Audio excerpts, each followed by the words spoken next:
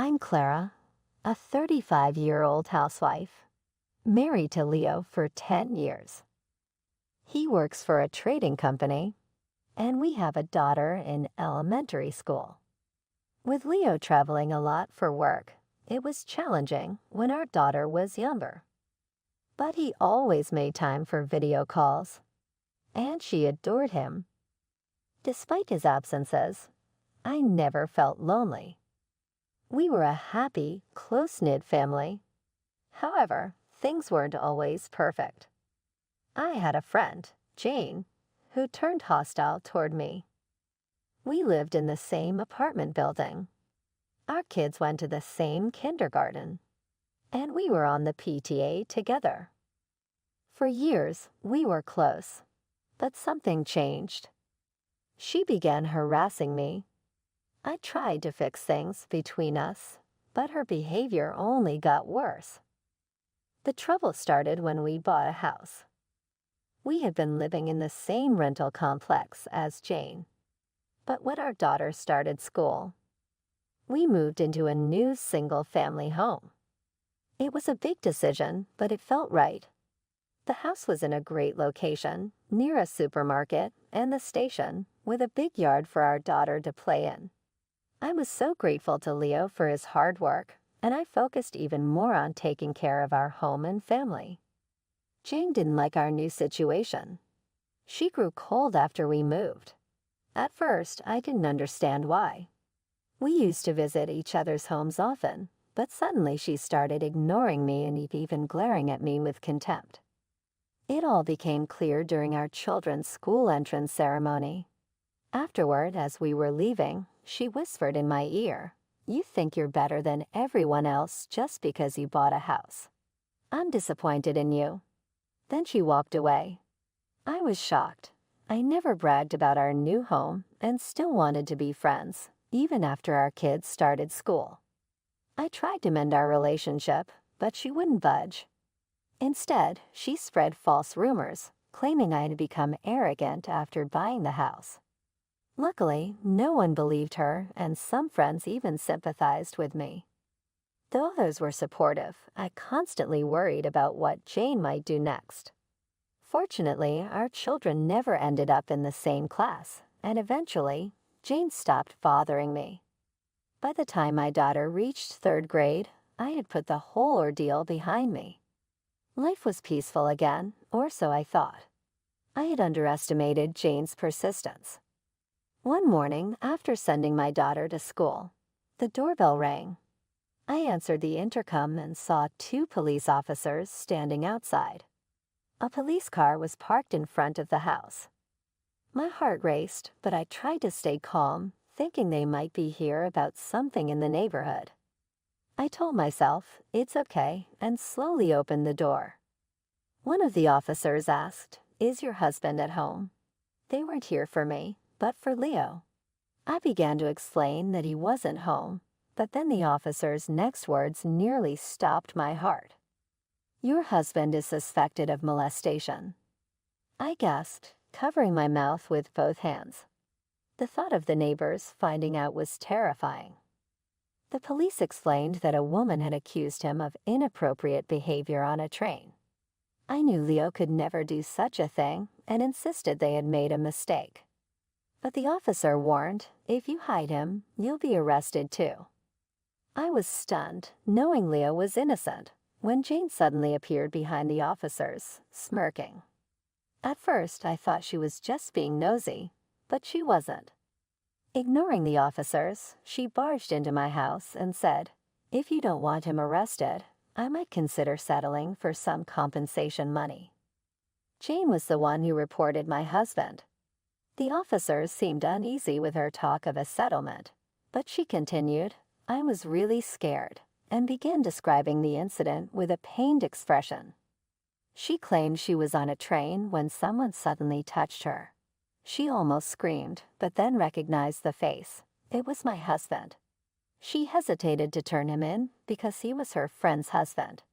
Before she could decide, he vanished into the crowd at the next station, so she decided to report it to the police later. With tearful eyes, she pointed at me, saying, Molestation is a serious crime, officer. Arrest her too. If she had truly been assaulted, her fear and determination to catch the culprit would be understandable. And if I were hiding the criminal, I could be just as guilty. But this situation was different. My husband couldn't have committed the crime. How could she fabricate such a story and act so convincingly? I resolved to expose her lies completely. Time to get serious. I wasn't going to hold back. "I'm sorry to trouble you by coming all the way here," I told the officers. "But my husband has been overseas on assignment for 3 years." Overseas? The officers looked shocked. Yes, he had been out of the country for 3 long years. Just after we moved into our new home, his company sent him abroad. When he first told me, I felt like my world was falling apart. It's not unusual to hear about people being transferred right after buying a house, but his assignment was overseas. And it wasn't to a place we could easily visit. This time, it was a long-term assignment, not just a brief business trip. Although I was used to his frequent travels, I was deeply disappointed because our dream home was just completed. But we couldn't refuse the company's orders. I considered moving overseas with him, but our daughter had just started school and made close friends in the neighborhood. She wanted to stay and go to school with her friends, so I decided to stay here with her. So, as soon as we moved into our new house, it was just the 2 of us. At first, living alone in a big house was unsettling, but we stayed in touch with video calls almost every day. The spacious new home allowed me to enjoy my gardening hobby, so I wasn't as lonely as I expected. That's why my husband has never lived in our new home. He's been overseas for 3 years. There's no way he could have committed any crime on a domestic train. When I explained this, the police officers looked confused and started to question everything. The one most taken aback was Jane. "That's a lie. It must be a lie that your husband is overseas. I saw him with my own eyes. The culprit is definitely your husband," she shouted, her face flushed with anger. I was furious that she still accused my husband of groping, but proving his innocence was my priority with the police involved. I kept my composure and said, "Should I call my husband right now?" I pulled out my phone from my apron pocket. I knew he might be busy, but it was nighttime where he was, right around the end of his workday. The police officers seemed uneasy, and she looked tense, but I dialed his number anyway, silently hoping he would pick up. Thankfully, he answered immediately. Seeing his face on the screen brought me a wave of relief. I quickly explained everything, the accusation, and how she claimed he had groped her on a train. He was puzzled at first, but as I told him more and he noticed the police, he quickly grasped the situation. Calmly, he addressed the officers. "As you can see, I'm not even in the country, so I couldn't have done this." He then turned the camera to show the view outside his window. The screen showed an exotic city under a dark sky, clearly somewhere abroad. There was no mistaking it. He added, "If you need proof, I can show you my passport.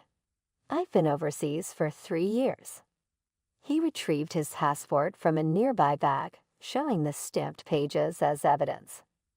"If you still have doubts, feel free to investigate further," he offered. One of the officers, now looking apologetic, said, "No, that's not necessary. Thank you for your cooperation." After I ended the call, the officer turned to her with a stern expression. "What's going on here?" She was already pale, her eyes wide with shock. "But I didn't know he was overseas." I was sure it was him. She stammered, her voice shaky. It was as good as a confession. I stepped closer, my voice firm. "Then why did you think it was my husband? You said you saw him clearly. Was it just a mistake?" She snapped, her voice rising. "It's all your fault," she yelled, even as the officers watched in disbelief. "You bought that house and started acting like you were better than everyone. We were supposed to be apartment buddies, but you betrayed me. I wanted to make you pay, so I framed your husband." She was ranting, her anger spilling out uncontrollably. Her selfish words left both me and the officer in shock. She held a grudge because I'd bought a house, and she tried to frame my husband for groping to get settlement money. This was far beyond simple harassment. Thankfully, since he was abroad, we avoided a false accusation. But if he had been in the country and on that train, it could have been catastrophic. I've heard that once accused of groping, proving innocence is incredibly difficult. False accusations like this are unforgivable. Yet she didn't grasp the seriousness of her actions. Despite her rage, she suddenly switched to a casual tone and said, "Well, let's just call it a mistake. I only wanted to teach a cheeky woman a lesson." I was furious at her plight and lack of remorse. "We'll see who gets punished," I replied. "What did you say?" she shrieked, lunging at me again, but the police officers restrained her and took her away. A while later, her husband came to apologize. He told me that she was arrested for making a false accusation and received a suspended sentence. He had been worried about her bad-mouthing me, but never thought she would go so far as to falsely accuse my husband. He was deeply shaken.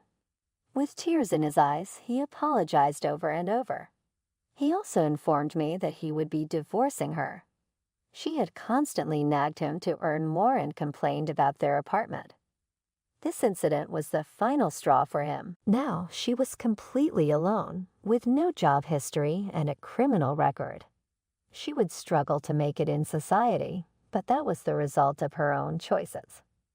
I did worry about her child, but I later learned that the child was now living with the grandparents and happily attending school. That was a relief.